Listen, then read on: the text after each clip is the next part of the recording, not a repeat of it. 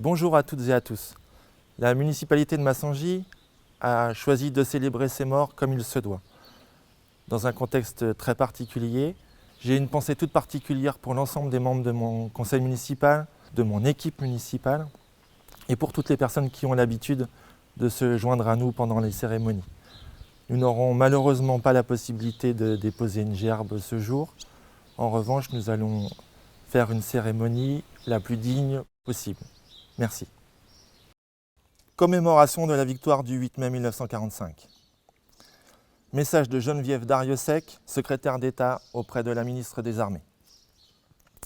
La guerre est gagnée, voici la victoire. C'est la victoire des Nations Unies et c'est la victoire de la France. La voix solennelle qui porte ce message dans l'après-midi du 8 mai 1945 est celle qui, depuis le 18 juin 1940, incarne la France dans la guerre. Les paroles du général de Gaulle se mêlent au bourdon de Notre-Dame et aux cloches de toutes les églises, aux sirènes et aux exaltations qui retentissent dans tout le pays.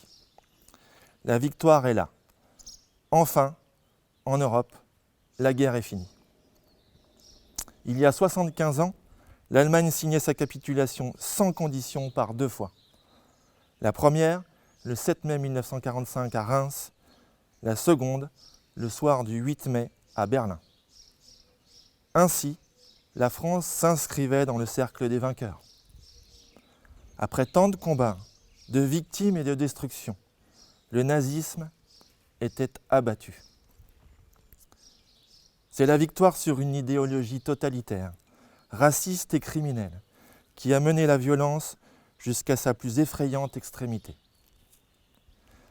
La France exprime sa reconnaissance à toutes ses filles et à tous ses fils qui ont combattu pour la patrie, les combattants de 1940, les Français libres, tous ceux qui ont répondu à l'appel de la résistance, les armées de Leclerc et de Delattre. La France se souvient des déportés qui ont souffert de la barbarie et des victimes des camps de la mort. La nation n'oublie pas tous ceux qui ont subi les conséquences du conflit, les prisonniers, les victimes civiles, les veuves et les orphelins. La France exprime sa reconnaissance aux femmes et aux hommes issus des nations du monde entier qui ont conjugué leurs efforts pour nous libérer et restaurer la dignité humaine. En ce 75e anniversaire de l'année 1945, la France se souvient de ses libérateurs. Des villages du littoral normand à la flèche de la cathédrale de Strasbourg, de semaine en semaine, le flot de la liberté a recouvert le territoire. À tel endroit, la liberté portait l'uniforme français. À tel autre, celui des armées alliées. Ici, l'action des maquis était décisive. Là, l'action commune des soldats et des résistants emportait la décision. 75 ans après, alors que les derniers témoins vivants de cette histoire sont parmi nous, la mémoire de ces événements demeure. Nous nous souvenons avec ferveur des débarquements de Normandie et de Provence, de la libération de Paris, du courage et des sacrifices de tous les combattants de la liberté. Aujourd'hui, nous nous remémorons les déchirures de notre continent et l'ampleur du désastre humain et moral. Ainsi rassemblés, nous mesurons la valeur de la paix.